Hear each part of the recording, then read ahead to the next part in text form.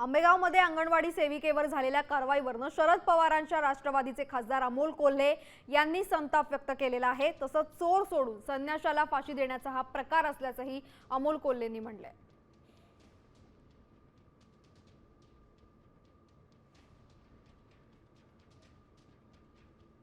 खरं तर ही निलंबनाची कारवाई निषेधार्ह आहे।